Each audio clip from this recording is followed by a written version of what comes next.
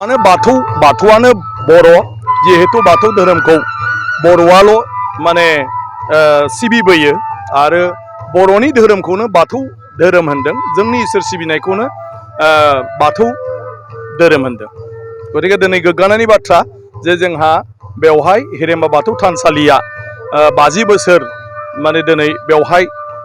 बाथौ सिबिबोनाया सम्पूर्ण जानायनि उनाव दिनै सनाथि मायथाइ फोरबो फालिदों खुंदों बे जों बयनिबो थाखाय गोग्गानायनि बाथ्रा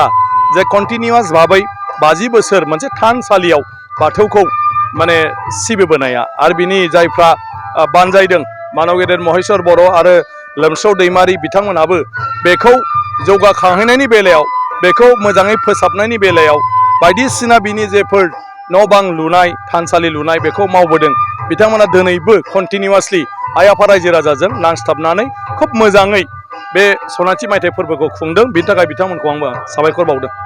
माखासे माने लेखा गोरोंफोरा खिन्थु टाउन सहराव थांनानै खिन्थु गावनि धोरोमखौ बावगारलाङो मानि थाखाय बावाखै बिसोरबो गियो न' सिङाव खुलुमो बिसोरबो दा लासै लासै दा बहुद सोलायबाय बयबो नाथाय फ्लेटआवथ' सिजौ दंफां बाथौ दुमनायनि जायगा गैया गतिके राहा गैया नाथाय आं सानो बिथांमोनाबो दा गासिबो न' सिङाव सिजौ दंफांनि माबाखौ लानानैब्लाबो मा होनो फट'खौ